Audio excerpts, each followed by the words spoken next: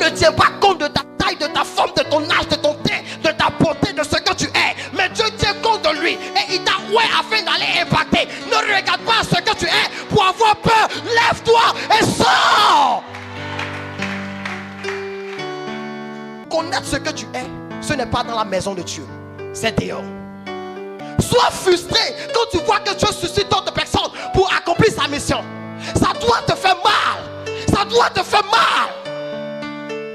Parce que ta grâce, ta bénédiction, ton élévation, ton succès, la percée dans ta vie est rattachée au fait que tu vas te lever. Quand tu vas te lever, ta bénédiction se lèvera. Quand tu vas te lever, le miracle se lèvera. Quand tu vas te lever, la gloire se lèvera.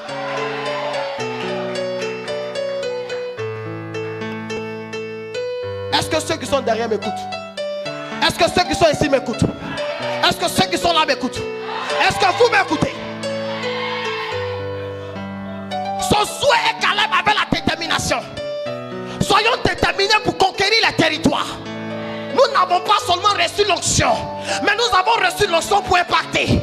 Parce que l'onction compte sur toi afin d'impacter dans cette génération. Et tu fais partie de cette génération afin d'impacter en ton temps. Parce que si ce temps passe, Dieu va te remplacer par d'autres personnes. C'est ma saison, c'est ton temps, c'est notre temps. C'est ce temps prophétique. Et nous devons montrer à l'ennemi qu'il a commis une grave erreur. Parce que le fait que le diable nous a laissé comme ça là, Dieu nous a saisis afin de nous chuter comme une balle. Et quand tu t'en vas, c'est pour créer des dégâts. C'est pour créer des dégâts. C'est pour créer des dégâts. C'est pour créer des dégâts. C'est pour créer des dégâts. Je la rase. Je la rase. Le cœur de Dieu pleure. Il compte sur vous. Il compte sur tout le monde. C'est notre temps. C'est pour nous ce moment. C'est notre temps prophétique. Parce que nous avons un rôle à jouer. Nous sommes des Josué et des Caleb. Nous sommes des David. Nous sommes des David. Nous sommes des Josué. Nous sommes des Caleb. Pour impacter dans nos générations. C'est notre temps. Alléluia. Écoutez-moi très bien. Lorsque la Bible dit David devait aller combattre Goliath, avant que David ne parte combattre Goliath, le prophète Samuel oint David. Prophète, j'ai compris que si je n'ai pas l'onction, je ne peux pas avoir la victoire. Si Dieu ne me oint pas, je ne pourrai pas remporter des batailles. Parce que c'est que les gens oublient, ce n'est pas avec la chair qu'on combat, mais c'est avec l'esprit que Dieu nous donne que nous combattons. David n'a pas combattu avec sa chair. C'est pourquoi lorsque Saül, il était devant Goliath, le peureux de Saül a résisté, il a fui. La Bible déclare à cause de l'onction qui était sur la vie de David, il s'est présenté à Goliath. Lorsque tu as l'onction, quel que soit le sorcier dans ta famille, il ne te fait pas peur parce que tu es prophétique et tu as reçu l'onction prophétique afin de le terrasser. Le problème des gens, c'est la peur. Le problème des gens, ils craignent. Ils ont peur de parler, de chanter, de libérer la prophétie, de prier pour les malades. Mais David, le petit David, il dit si le prophète Samuel m'a oint, ce n'est pas n'importe qui m'a oint, c'est un prophète qui a déposé l'huile sur ma tête. Il m'a transféré l'onction prophétique afin que j'impacte dans ma destinée. Parce que si ma destinée n'était pas rattachée à l'onction prophétique, je n'allais pas entrer dans ma destinée. Mais il m'a oint afin que je remporte des victoires et des batailles. C'est comme ça que Dieu t'a oint afin que tu remportes des batailles et des victoires. Tu n'as pas reçu l'onction pour t'asseoir, mais pour te lever afin de terrasser la Goliath de Dakar. On va parler des disciples rapidement. Jesus. La Bible dit dans le livre de Actes 17 verset 6. Actes 17 verset 6. Et quand vous prenez Actes 2 verset 1 à 17. Hey my God, ces gens qui ont bouleversé le monde sont aussi venus ici. Et qui? Les hommes les ont reçus. C'est ça? Jason les a reçus. Regarde, les hommes qui ont bouleversé le monde, c'était qui? Qui? C'était qui?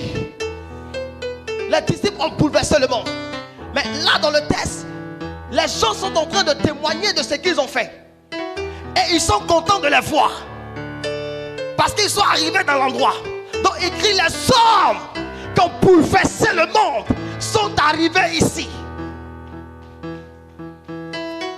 Le prophète Ulrich qui a bouleversé le monde est arrivé à Dakar.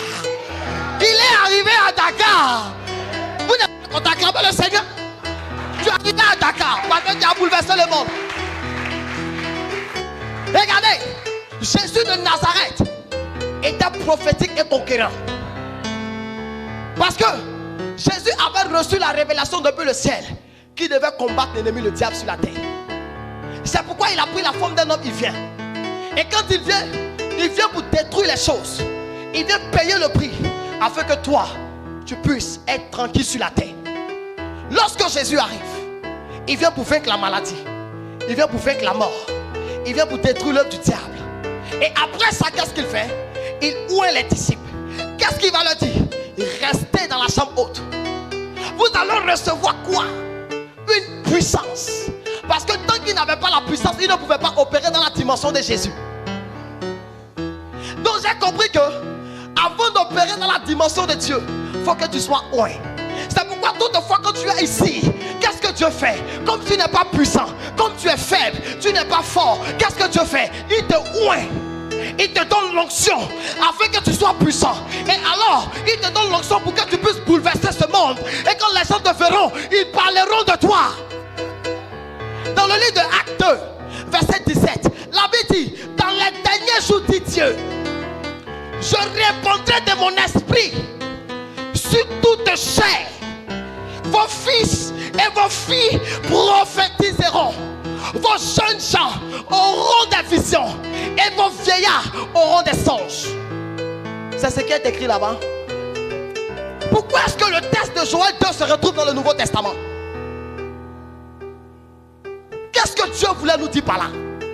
Le texte est identique. Rien n'a changé. C'est ce qui est écrit. Mais Dieu ramène cela à cause de la génération présente. Parce que la génération là de l'Ancien Testament était la génération passée. Ah, tu n'as pas dit amen, tu ne me comprends pas en direct. Dieu ramène en fait ce texte parce que Joël avait déclaré cela pour ceux de l'Ancien Testament. Et aussi il fallait que ceux du Nouveau Testament, de cette nouvelle génération, reçoivent aussi cette parole. Dieu ramène aussi cette parole dans le livre de Actes 2, verset 17. Parce que toi et moi, on fait partie de la génération de Jésus. Toi et moi, on fait partie de la génération de Jésus. Moi, je ne m'intéresse pas à Joël. Joël était prophète, il a fait son temps.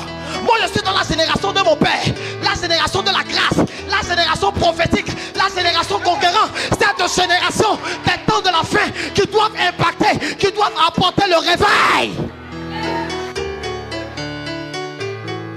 Alléluia. Tu es jeune et prophétique. C'est ton temps. Parce que la Bible dit dans les derniers jours. Quand la Bible dit les derniers temps, c'est parce qu'il y a des événements qui doivent arriver. Donc si tu n'es pas prophétique, tu ne pourras pas contrecarrer ce qui arrivera. Si tu vis sans révélation, tu es comme une voiture qui n'a pas de phare. Si tu vis sans révélation, tu ne vois rien, tu n'entends rien, tu ne fais pas de songes. La voiture qui n'a pas de phare, est-ce qu'elle peut rouler? Est-ce qu'elle peut conduire?